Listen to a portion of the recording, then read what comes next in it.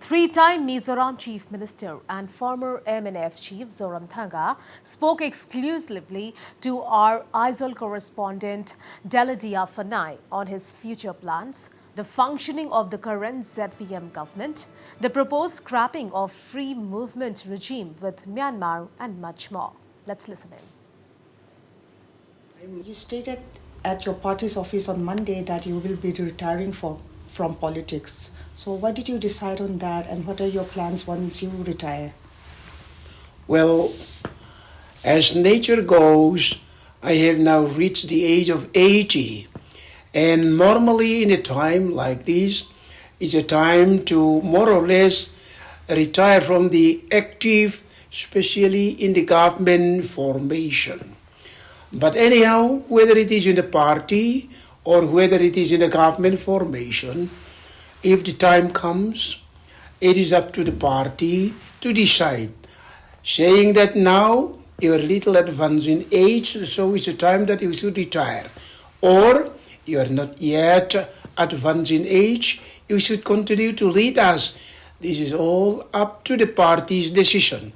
But in the meantime, together with my deputy, previous chief minister, as well as my senior vice president, Mr. Tonduya, we both now in the 80s said that we are a little advanced to lead the people actively here in politics.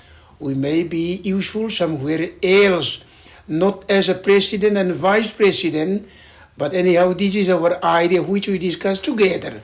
That is what I told the party people there in the opening of the office of our MNF party yesterday.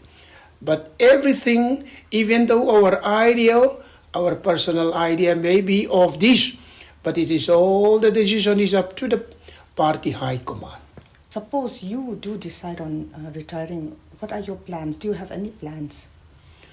Retiring from politics means to be not to hold the post of the president or like that.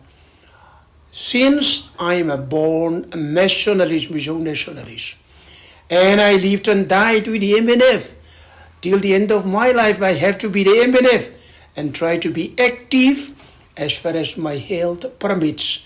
The only thing that what I said is that to be the president, vice president, etc., I may be a little advanced in age, that is what I mean.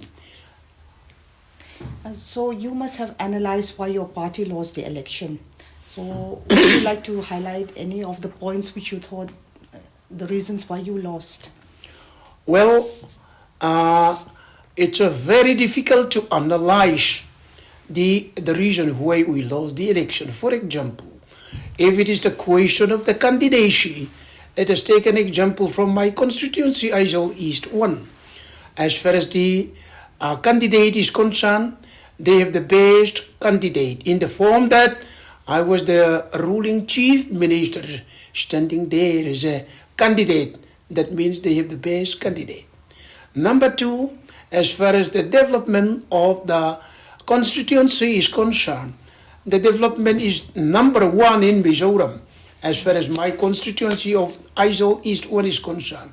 But that has no meaning.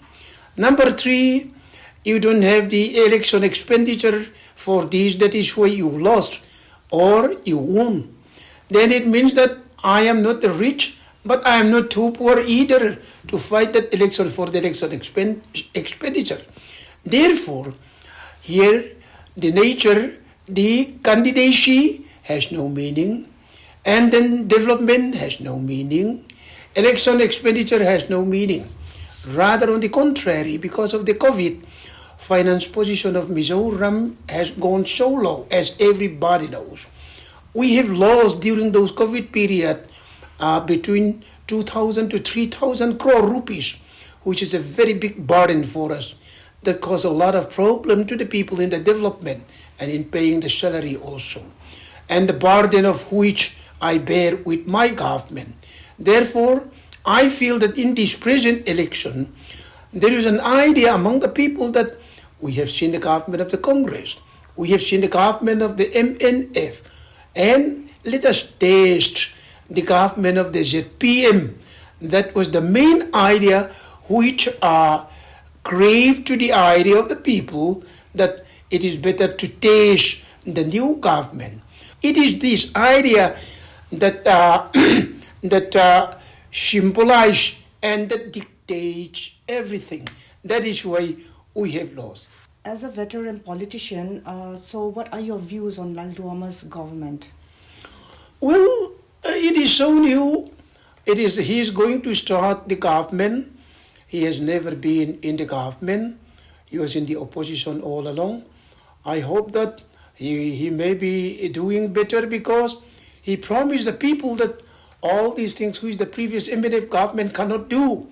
For example, giving them the salary on the first day portion, giving them their GP fund and paying the bill, paying all these things and doing this, which my government cannot do. He told the people that I will be able to do this. Test me and test me so that you will see that I'll be able to do this. Therefore, I justify the people who voted this party because they wanted, if it is going to be a new government which can do all these things, why should not they vote for that? So that is why they overwhelmingly voted for that. And I justify the people voting for them. But it is too short a time to make a comment on their performance. You have always strongly advocated for providing safe haven and relief to the Myanmar refugees as well as the IDPs from Manipur. From your point of view, what can Mizoram help in their future? How can we help in their future?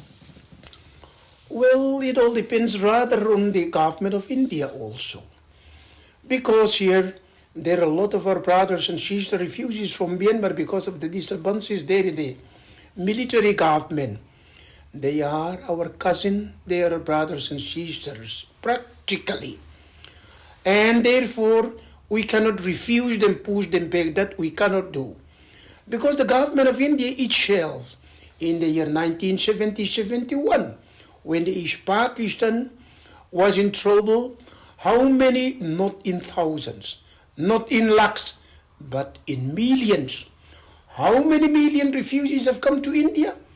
And government of India gave them shelter, arms, and then liberated the East Pakistan and Bangladesh comes into being. We are just following what the central government is doing here. We are giving them shelter here, the people, of course. We don't give them arms, but we give them food and shelter.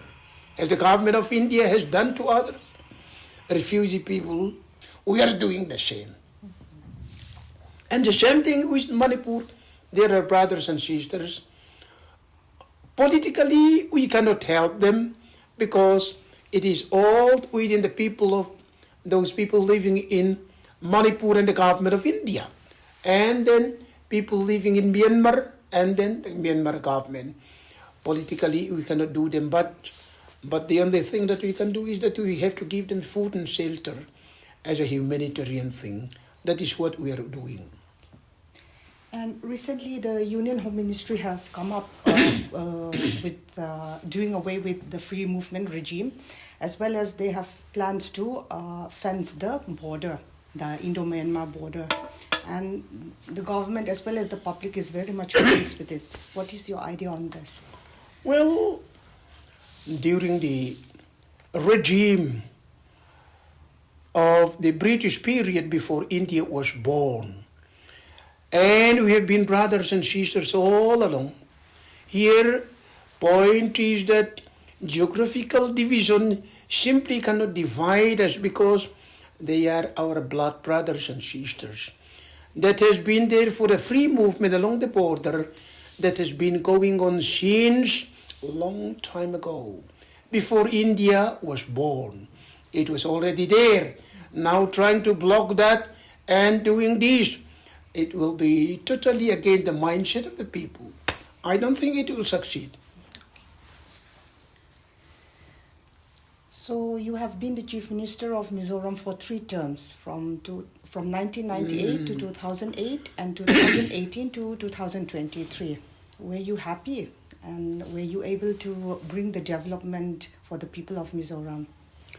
Well, the time when I was a chief minister, I do not know why God was calling me at a time like this. For example, in the previous term in the 2000s, 1998 to 2008, there was that big Mautam bamboo famine, and I have to face that.